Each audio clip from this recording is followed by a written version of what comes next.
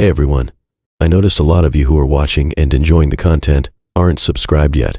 If you love spine-chilling stories, creepy encounters, and unexplained mysteries, make sure to hit that subscribe button and turn on the notification bell so you never miss out on the next terrifying upload. It really helps the channel grow and lets me keep bringing you more of the content you love. My wife and I were exploring a small European country, enjoying the scenery and local culture. We'd rented a car to drive through the countryside, relishing the freedom to go wherever we pleased. That freedom led us astray. We got lost on winding back roads, our GPS useless in the rural area. As the sun began to set, we stumbled upon a village that wasn't on any map. It looked like something out of a storybook. Quaint stone buildings, flower boxes in windows, and a town square with a bubbling fountain. We were relieved to find civilization and hoped someone could point us in the right direction. As we parked and got out to stretch our legs, a few locals approached us with warm smiles. They welcomed us enthusiastically, as if they'd been expecting us. An older woman insisted we join them for dinner, saying it was too late to be on the road. We were hungry and tired, so we gratefully accepted. She led us to the town hall where tables were set up for a community meal.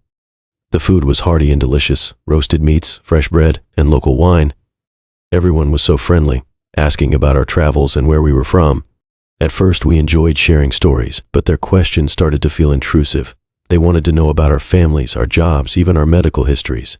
I brushed it off as cultural differences. After dinner, a man offered us a room for the night in his guest house.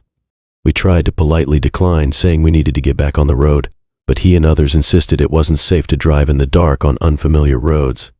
They were so adamant that it felt rude to refuse. The guest house was cozy, if a bit old-fashioned. There was no TV or Wi-Fi, which wasn't too surprising for such a remote village. We settled in for the night, planning to leave at first light.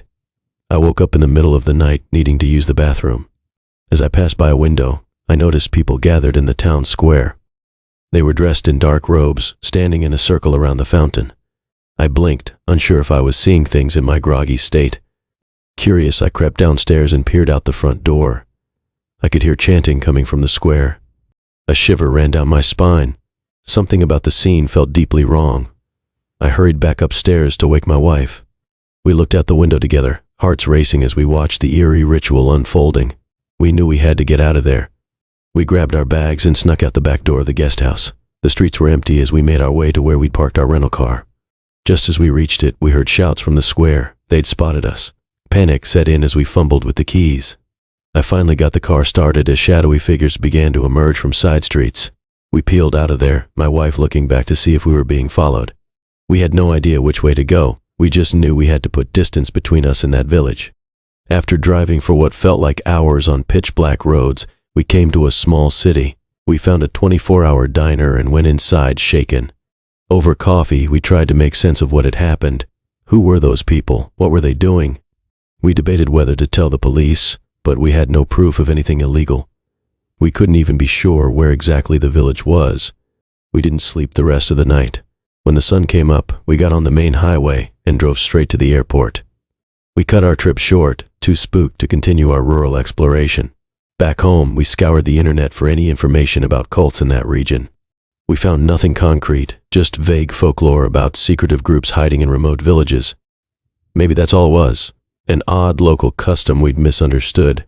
But sometimes I still wake up in a cold sweat, remembering those robed figures and their chanting. I can't shake the feeling that we narrowly escaped something horrible.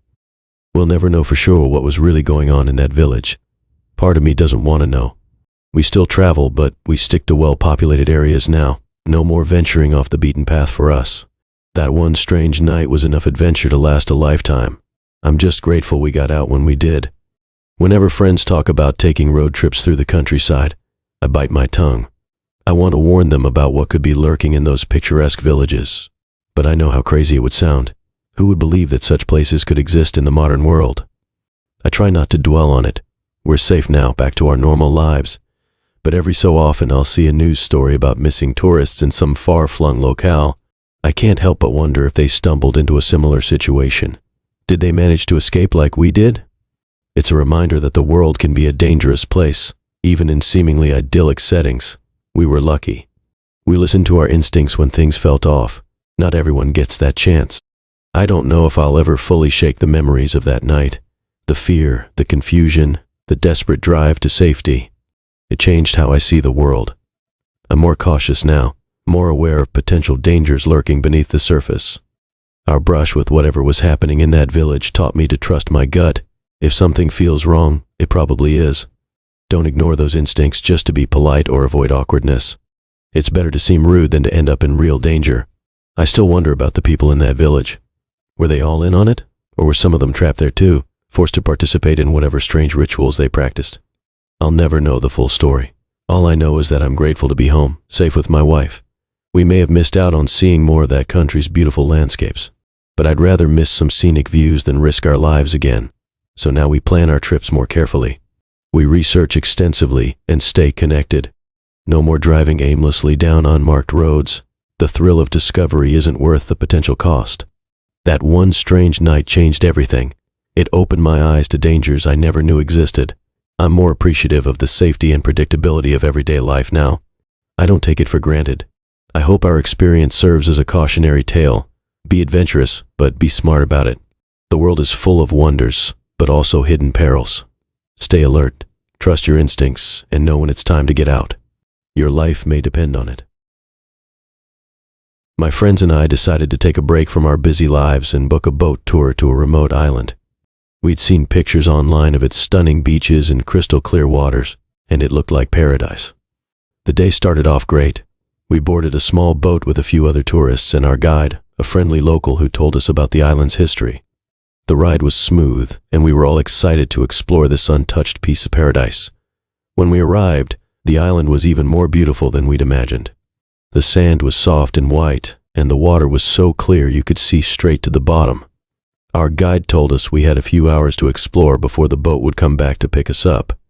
We spread out, some of us swimming, others walking along the beach or exploring the edge of the jungle. I lost track of time as I wandered along the shoreline, collecting shells and taking photos. It wasn't until I noticed the sun getting low that I realized something was wrong. I headed back to our meeting point, expecting to see the boat, but it wasn't there. My friends were all gathered, looking confused and a bit worried. We waited, thinking maybe the boat was just running late. But as the sky turned orange and then dark, we realized we were in trouble. No one had cell service, and we had no way to contact anyone. We were truly stranded. At first, we tried to stay calm.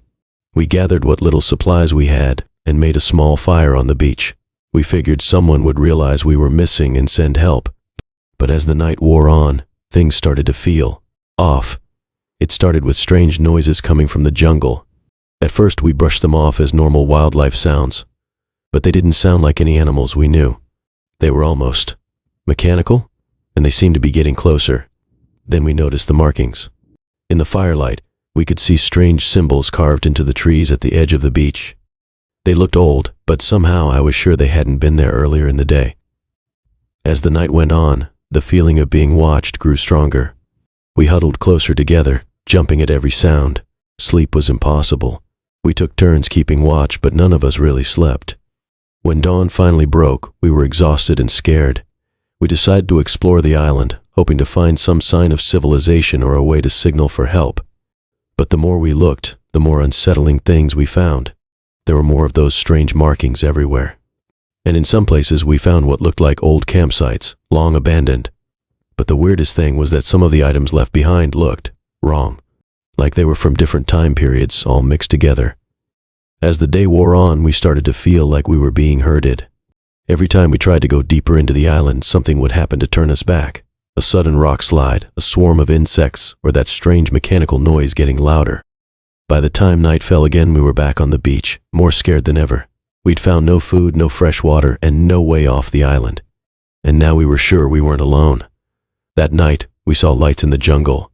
Not flashlights or fire, but a strange pulsing glow that seemed to move between the trees. None of us dared to investigate. We just huddled together, wide-eyed and terrified. The next morning, we found footprints on the beach. They weren't ours, and they didn't look human. They led right up to where we'd been sleeping and then disappeared back into the jungle. That was when we realized the truth. This island wasn't just remote, it was hidden for a reason. And whatever lived here, whatever had lured us here, didn't want us to leave. We're still here now, days later. We've managed to find some fruit and a freshwater spring, but we're losing hope of rescue. The strange noises and lights are getting closer every night. We've tried building rafts, but they always fall apart as soon as we get them in the water. I don't know how much longer we can last, or what will happen when whatever's out there finally decides to show itself. All I know is that this island is more than just unreachable. It's a trap, and we fell right into it. If anyone ever finds this, please, whatever you do, don't come looking for us. And if you ever hear about a beautiful, uninhabited island that sounds too good to be true, stay away. Some paradises are meant to stay lost. I'm writing this in case we don't make it. I need someone to know what happened to us. To warn others. This place isn't natural. The way the jungle seems to move, how the beach changes shape overnight, the impossible mix of things we've found. It's like the island itself is alive and hungry. We've tried to keep track of the days, but it's getting harder. Time feels weird here, like it's stretching and compressing. Sometimes the sun seems to stay up for way too long. Other times night falls suddenly, like someone flipped a switch. Food is running low. We're weak and tired all the time. And the things in the jungle are getting bolder. Last night, I swear I saw something watching us from the tree line.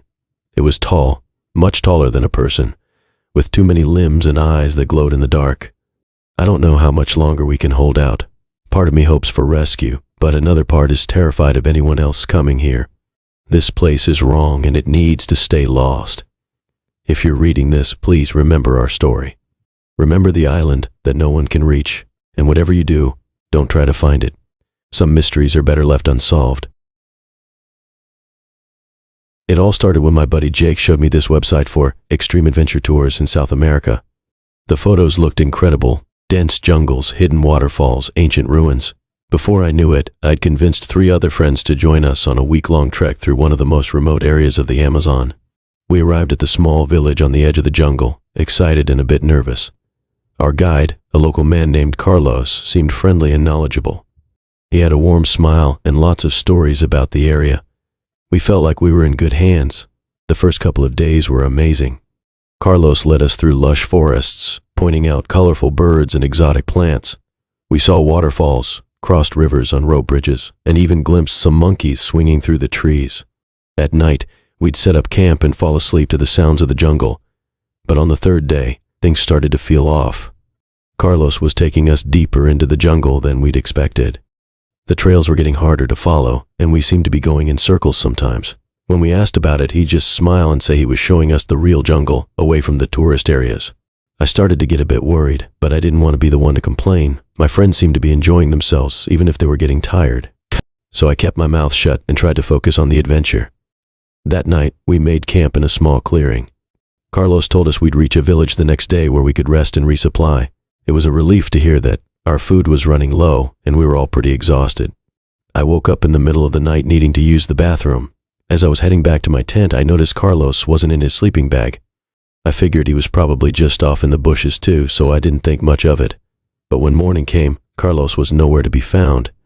We searched the campsite and called his name, but there was no sign of him. His backpack was gone too. We were alone in the middle of the jungle. At first, we tried to stay calm. Maybe he'd gone to get help or check the trail ahead. We decided to wait a few hours to see if he'd come back. But as the morning wore on and there was still no sign of him, panic started to set in. None of us had cell signal out here. Our GPS wasn't working right, maybe because of the thick tree cover. We had a map, but we weren't sure exactly where we were on it. Carlos had been leading us off the main trails, and everything looked the same in every direction. We tried to retrace our steps, but nothing looked familiar. The jungle seemed to close in around us, hot and humid and full of strange noises. By afternoon, we knew we were lost. That's when we started noticing other weird things. We came across an old campsite. It looked like it had been abandoned in a hurry. There were torn tents and scattered supplies. It gave me a really bad feeling. As we pushed on, trying to find our way out, we saw more disturbing signs. There were strange markings carved into some of the trees. They looked like warnings, but in a language we couldn't understand. Once I could have sworn I saw a flash of movement in the trees that was too big to be a monkey. Night was falling, and we were getting desperate. We were almost out of water, and the jungle felt like it was closing in on us. Every shadow seemed threatening. We kept imagining Carlos or someone else watching us from the darkness. We didn't sleep much that night. We took turns keeping watch, jumping at every sound. I kept thinking about those abandoned campsites and wondering if we'd end up the same way. The next morning, we decided our only hope was to find a river and follow it downstream. It was slow going, pushing through the thick undergrowth. We were all scratched up and exhausted.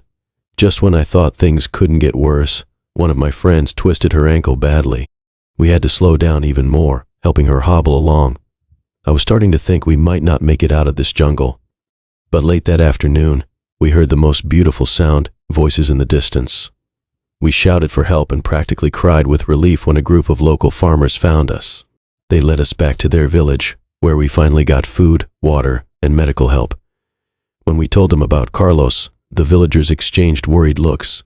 They told us there had been other incidents of guides abandoning tourists in the jungle. Some were never found. It seemed Carlos had been part of some kind of scheme to rob hikers, or worse. We were lucky to have made it out alive. The authorities took our statement, but I don't know if they ever caught Carlos or found out what happened to the other missing hikers. It took a long time to get over that experience. I still have nightmares sometimes about being lost in that endless green maze. I don't think I'll ever go on a jungle hike again. I never thought our dream vacation would turn into a nightmare. My girlfriend Sarah and I had been saving up for months to take a trip somewhere exotic. We wanted a break from our busy lives and a chance to relax in luxury without breaking the bank. After weeks of searching, we found the perfect spot, a gorgeous villa in Bali that seemed too good to be true. The photos showed a stunning private pool, spacious rooms, and incredible ocean views, and the price was surprisingly affordable. We booked it right away through a popular vacation rental app. When we arrived after a long flight, we were blown away. The place was even more beautiful in person. We spent the first day lounging by the pool, sipping cocktails and watching the sunset over the ocean. It felt like paradise. But on the second day, things started to feel off. Sarah noticed something strange about one of the air vents in the bedroom. It looked like there was a tiny blinking light inside. We took a closer look and realized with horror that it was a hidden camera. My stomach dropped as we frantically searched the rest of the villa. We found more cameras in the bathroom, living room, even pointed right at the bed. The feeling of violation was overwhelming. Our private moments had been recorded without our knowledge. In a panic, we contacted the rental company to report what we'd found. But the owner denied everything, claiming we were mistaken or trying to scam them for a refund. They refused to help or take our concerns seriously. That night, we barely slept. Every sound made us jump. Around 2 a.m., the doorbell rang, startling us awake. But when we cautiously checked, no one was there. Just the empty driveway illuminated by moonlight. We started hearing noises outside, footsteps crunching on gravel, branches snapping. Sometimes it sounded like someone was right outside the window, but we never saw anyone when we looked. The pit in my stomach grew as I realized the awful truth. We were being watched and stalked. Someone was toying with us, letting us know they were there, but we had no idea who it was or what they wanted. We felt completely trapped. We were in a foreign country where we didn't speak the language or know anyone. The rental company wouldn't help. We had no car, and we were in a fairly isolated area, not close to other houses or businesses. I suggested calling the police, but Sarah was hesitant. We had no proof, and she was worried they wouldn't take us seriously or would think we were involved in something illegal. Plus, neither of us spoke Indonesian. How would we even explain the situation? We tried to act normal during the day, pretending everything was fine. But we were constantly on edge, jumping at every sound. We kept the curtains drawn and spoke in whispers. At night, we pushed furniture in front of the doors and took turns keeping watch. I wanted to leave, to just grab our stuff and run. But Sarah pointed out we had no way to get to the airport. No rental car, no public transportation nearby. And we worried what would happen if we tried to flee. Would our stalker try to stop us? Each day dragged on endlessly. We felt like prey, just waiting for the predator to strike. The cameras made us feel exposed and vulnerable. We had no privacy, no safety. Strange things kept happening. Our belongings would be moved when we weren't looking. The TV would turn on by itself in the middle of the night. Once, all the faucets in the house started running at full blast simultaneously. We were reaching our breaking point. The stress and fear were unbearable. We barely ate or slept. We argued constantly, the tension making us lash out at each other. On the 5th night, I woke up to find Sarah gone from the bed. Panicked, I searched the villa, calling her name. I found her in the living room, staring out the window with a vacant expression. When I touched her shoulder, she didn't respond. It was like she was in a trance. That was the final straw. We had to get out no matter the risk. We hastily packed our bags and snuck out before dawn. We walked for hours along the deserted road, jumping at every sound, certain we were being followed. Finally, we reached a small town and found a taxi to take us to the airport. We bought the first available flights home, even though it meant spending way more than we'd budgeted. We didn't start to relax until the plane took off. As Bali disappeared below us, we held hands tightly, beyond grateful to have escaped. But the fear and trauma lingered. For months after, we had nightmares about being watched. We were jumpy and paranoid. It took a long time to feel safe again. We never did figure out who was behind it all or why they targeted us. Was it the villa owner? A previous guest? Some sick stranger who got off on terrorizing tourists? We'll probably never know. Looking back, I still can't believe it happened to us. You always think these things only happen in movies. It started off great, just me exploring a new city, taking in the sights and sounds. I'd saved up for months for this solo trip, and I was determined to make the most of it. The first couple of days were amazing. I visited museums, tried local foods, and wandered through bustling markets. But on the third day, something felt off. I kept seeing this guy everywhere I went. At first, I didn't think much of it. Maybe he was just another tourist hitting up the same spots. But then I started noticing details. He always wore the same faded blue jacket and scuffed shoes. His hair was messy, and he had this intense look in his eyes. Something about him seemed familiar, but I couldn't place it. I tried to shake off the feeling, focusing on enjoying my vacation. I went to a popular cafe for breakfast, and there he was again, sitting a few tables away. Later, I visited a famous landmark, and I spotted him in the crowd. It was starting to freak me out.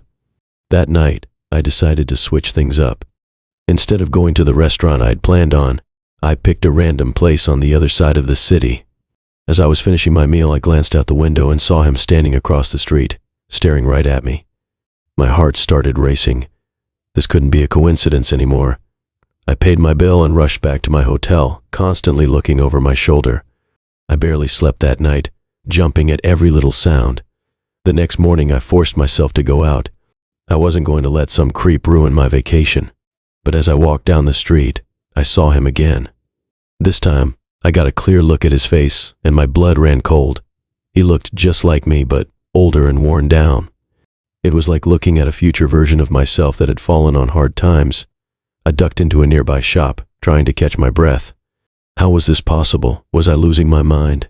I stayed in there for a while, pretending to browse before working up the courage to leave. As I stepped out, he was right there. Before I could react, he started talking about mistakes and consequences. He said I needed to leave the city immediately. His words were jumbled and didn't make sense, but the urgency in his voice scared me. I ran back to my hotel, my mind racing. This was too much.